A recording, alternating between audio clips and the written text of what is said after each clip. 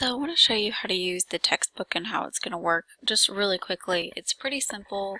When you log into our course, it should take you right to this page, the Start Here page.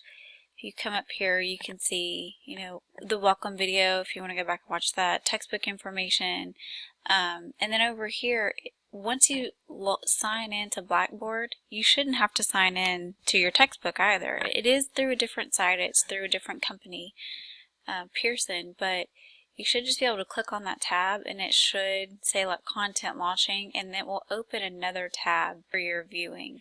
So you'll have to go to the top and click on the next tab more than likely once it launches. Let's see if it's going to work for us. Oh, it looks like it is.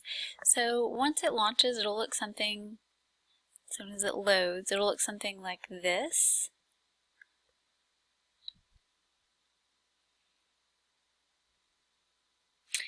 And right off the bat, you can see assignments due. So for June 13th, you have these assignments that will be due.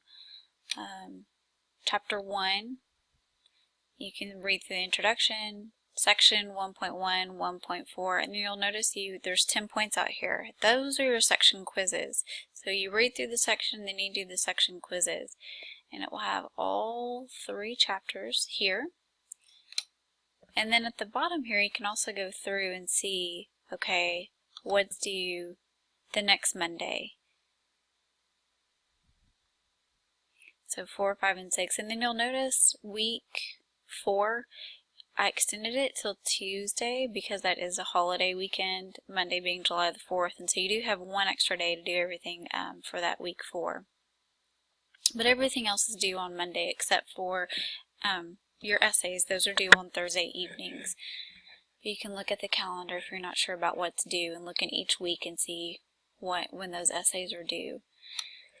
Let's just go to the first one, and if you click on chapter 1, the intro, it will take you straight to the introduction. You can read through it yourself, or you can launch the audio and you can listen to someone reading it to you.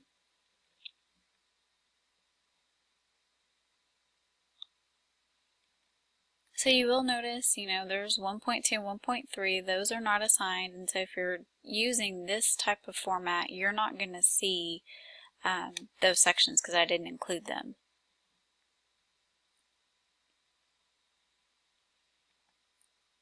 So it starts out section 1.1, the first peoples. Go through the glossary terms. If you scroll over those and click on them, it'll give you what that means, or the definition of that glossary term. There's also interactive maps, so you can click on the different maps and it will show you, highlight, these different areas. So it's pretty cool, and it works on your cell phone, it will work on your tablet, it will work on an iPad, it will work on a PC, a laptop, whatever mobile device you have, it will work on. And the cool thing is it will also pick up right where you left off. So if you were reading and you finished somewhere around 1 point, the end of section 1.1, you want to pick up there, it'll pick up right there for you. And also the nice thing about the quizzes are they are not timed.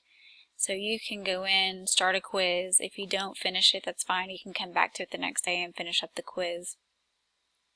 I cannot reset the quizzes, however. So if you miss the deadline for the quiz, you can still go back and answer those questions. You just won't be awarded any points for those. Keep in mind, there's no late work, no extra credit in this class. The cool thing about the section quizzes too is you get 2 tries to answer the questions. So let's just say it was use of stone tools. We got that one right, so we didn't need the second point, so we earned 2 points for that question because we got it correct the first time. So question 2, let's say we didn't really remember reading that section, you can go back and you can back up to that part of the textbook if you want to and reread it. But let's see, let's just answer this first one and submit it. We're going to get this one wrong, and it's, kind of tries to give you a clue of what the correct answer would be. So let's see if this one's the correct one. So we only got 1 point because we missed it the first time. But remember, these are worth 2 points each, so you want to try to get it right at least the second time around, and you want to try to earn as many points as you can. Also, I suggest writing down these questions and answers because you will possibly see them again on your final exam, which is cumulative. So hopefully, play around with your textbook a little bit, work it out. The easiest way to learn is by doing. If you do have a question, you don't understand something, or if something is wrong with your textbook, contact Revel IT support first. All that information is in the Revel tab. I cannot fix their website. If you have a problem with their website, you'll have to contact them directly to fix it. Let's look over the syllabus really quickly while we're doing this. Remember, you have a syllabus quiz that's due during week 1. Syllabus quiz assignment 1 is going to be due. You don't have to have Word to look at this. I've had students complain, well, I didn't have Microsoft Word downloaded, and guess what? You don't have to have it to look at this. You don't have to have anything downloaded. It should just launch for you. The textbook information is there again. Our learning outcomes are there, our core objectives, our core competencies. You can read over that. That's what we're instructed by the state to make sure is on here.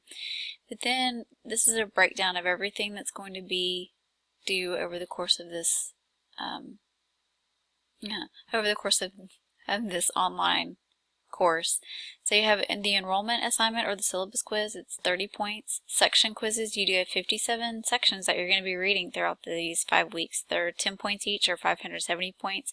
You have 2 essays, one due in week 2, one due in week 4. It's 100 points each. And then your final exam, that is cumulative, and it's 200 points, so a total of 1,000 points. You start out with 0 points. You're trying to get as close to 1,000 points by the end of the semester as you can. So if you're wondering at the end of the semester, okay, I had 801 points. Oh, that got me a B. So look here, 799 points. That's a C, okay? Even if it's 1 point, that's still a C. You didn't earn 800 points to earn you that B. There's also a breakdown of everything, kind of a description of the enrollment assignment, the section quizzes, the essays, the final exam, and then just some more stuff that we do put in here. The biggest one I have is about this academic honesty. You're writing essays, guys. They're 500 words. You have to come up with 500 words on your own. If you copy and paste something from the internet or from another student or any form of cheating, plagiarism, or collusion, not only are you going to fail that silly 100-point assignment, but you're also going to fail this course. I will give you an F for cheating, for plagiarism, for collusion. Students have tested me in the past, and it's just something that I believe very strongly in. If you cheat, then you don't deserve a grade in my class. Look down here. No late work, no makeup work will be accepted. There's no extra credit either. Don't even ask about late or makeup work, and don't ask about extra credit work. You're in college now. That's for high school kids. You're not a high school kid anymore. You're a college student now.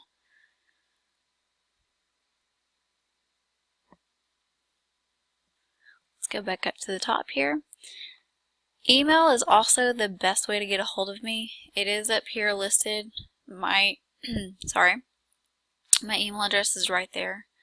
I'm not in the office every day of the week because it is summer, so this is the most efficient way to reach me, and I try to check it about midday and then in the evening as well. I'll try to check my email.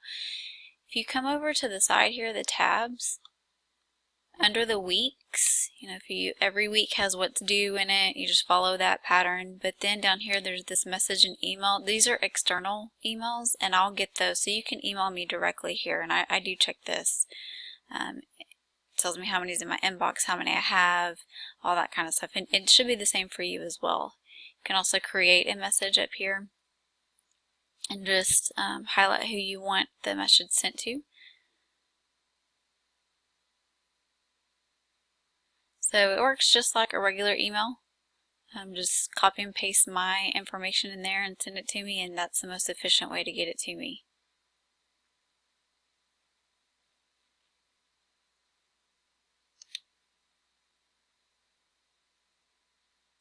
Also, if there's any new announcements, like if something happened, sometimes Revel will go down.